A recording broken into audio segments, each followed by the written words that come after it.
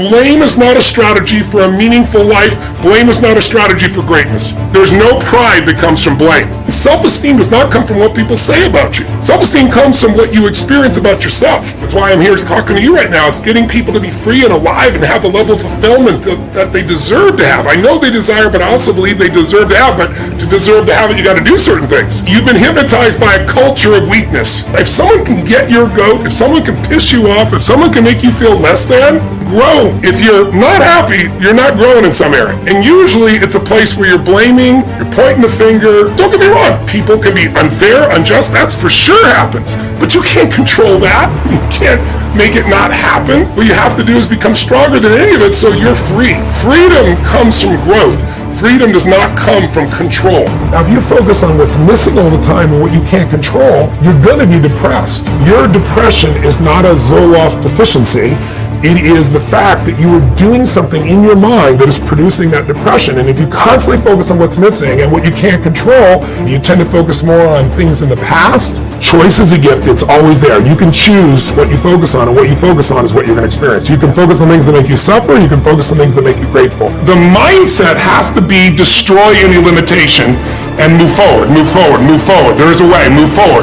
If you don't experience life, you experience the life you focus on. And what you focus on is based on beliefs and values. Whatever you believe, you tend to see that. Progress equals happiness. If you keep growing, you're going to feel alive. And if you keep growing, you're going to have more to give. And when you're growing and giving is when life is magnificent. It doesn't matter how many statues, Oscars they give you, or Emmys, or how much money you have in the bank. So it's really an inner game. And I think that's what's missing for us today. Your growth is the only limit to your happiness. You're not in the place of being overweight because you lost your job. So stop the bullshit. Blame. Blame is not a strategy for a meaningful life. Blame is not a strategy for greatness. So you got to resolve that, number one. See, someone can tell you your whole life you're a piece of crap, and there's part of you goes, you're full of it, I'm going to show you. Lots of people have done that. They never bought it. Or someone tell you you're beautiful your whole life, you go, I'm not really beautiful. So what people tell you doesn't matter at all. It's what you stack. It's what you assemble. It's what you create. It's the habit of what you put in your head. And today I don't blame you because we got a whole culture that's always blaming somebody else for something in their life. But blame is not a strategy for pride. That's why you listen to these blaming people. They're all angry all the time. What's the one thing to focus on if you only focus on one? I think it's smart to focus on one thing primarily. But then the answer would be whichever thing you're most desirous of changing. Whatever thing is giving you the most pain. So if it's your relationship, I'd go full force on that. Now, in the world we're in today, you don't usually have the privilege of going, okay, I want to work on just being happy. Well, I can train you to be happy while hell's breaking loose. You probably have to work on both your business or financial side and some personal side. I would be working on both. And to me, the way to attack that, if you're not sure which areas to start with the body, I always teach physiology first. Change the body, you'll change the emotions. If you change the emotions, you'll change your decisions, you'll change the quality of your life. Because the quality of life is your emotions. It's not what you get. You can have $1 billion and commit suicide. People have done it. You can have beautiful relationships and commit suicide. You can have people loving you and be sad all the time. Our pattern of emotion is our home. And you have to upgrade your home. You have to train it. And one way to train it is the emotion comes from the way you move, the way you breathe, the way you speak. When I used to be depressed, I don't get it anymore. I just took it out of my life. I even took the language of it out of my life. Because the words you create a biochemical response. But when I did that decades ago, because I was like having those thoughts like, is there a reason to still be here? That kind of crazy shit in your head. I got out of it by using anger originally.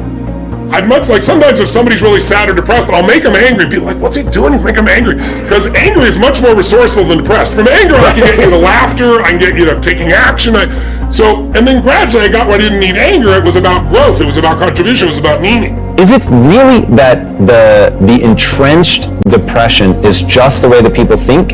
Or is there something so real to trauma that it's sending you into a neurochemical cascade that you can't get out of in any simple way? $20 billion did some of the most interesting studies in the world, and we didn't move one person out of depression. The bottom line is biochemistry is part of it, but it is related to what we focus on and what we feel. I can change your biochemistry in a heartbeat. close your eyes and have you imagine one thing. I can disrupt you, produce fear. Close your eyes, produce something else. We can produce a parasympathetic effect, a calming effect. So you cannot separate the mind and the body. They're together. And so my approach is both. I believe in physiology first, but it isn't just biochemical. It's the way you move. It's the way you breathe. It's the way you gesture. If I said to you, there's a depressed person behind curtain number 1 over here, and I'll give you a $100,000 donation to your favorite charity if you can describe their posture, everyone knows. What's their posture like? Where's their head? Down. Down. Where's the shoulders? Slouch. Are they breathing full or shallow? Shallow. That's right. Are they talking loud or quiet? Soft. Fast or slow? Slow.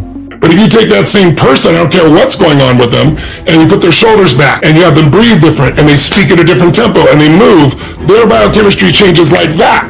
So you got to shift the way the body's being used, but then also you have to create a compelling future. So that's why, I really believe exercise is one of the most important elements, pushing someone beyond their normal comfort zones physiologically, while you simultaneously are working on their head, creating something. So you need strong physiology, you need a really clear focus, because you're only experiencing what you focus on. You need something that gets you to move forward. And I feel so bad for the generation today, the Z generation millennials, because so many of them are now talking about not even having children because of the exaggeration of the problems. We've always had problems. I remember we were going to run out of oil, the ozone was going to be destroyed. We've always had these challenges, and we've always learned to adapt to these challenges, whatever those challenges may be. But people today think these problems are forever because we've had some times here that we've never had, where we literally shut down the whole world and had people trapped in their homes. And that has an effect on people because they don't have a compelling future. There's something inside you that's bigger than anything that's ever happened to you, that ever could happen to you. And tapping in and finding that part of yourself is how you get someone to have sustained strength. So they have a reason to do it, a compelling future, something they're going for. And it's got to be a compelling future about more than just getting by. That's not compelling, or surviving, or doing okay. The secret to anyone who succeeded is they found something they care about more than themselves. As human beings, if you get in your head, you're dead. Almost all of us can find something to be upset about. That's the nature of the mind. The mind is constantly dissecting things, separating, comparing. But when you look back and you take a look at somebody's life and you look at the totalitarian aspect of what am I here to serve? What am I here to give? What am I being called to for life? Those are the people that, were in concentration camps and survived. If you read Man's Search for Meaning, Viktor Frankl, one of my favorite people on earth, right? This entire piece was they had a will to live because they had a compelling future. They said, I'm going to live so that I can tell this story so it'll never happen again. They suffered the most intense suffering, but they made it through it because they had a compelling future. So identity and compelling future are the ultimate things that shape people. Why are they still depressed and they're taking a depressant? Because all the depressant does is numb you. But they're still focusing what's missing. They're still focused on what they can't control. They're still focused on past or present that's not the way they want it to be, or making up a future that's scary. Well, you're going to be depressed no matter what unless you take control of those factors. I don't see it as a rationale. I see it as a gift.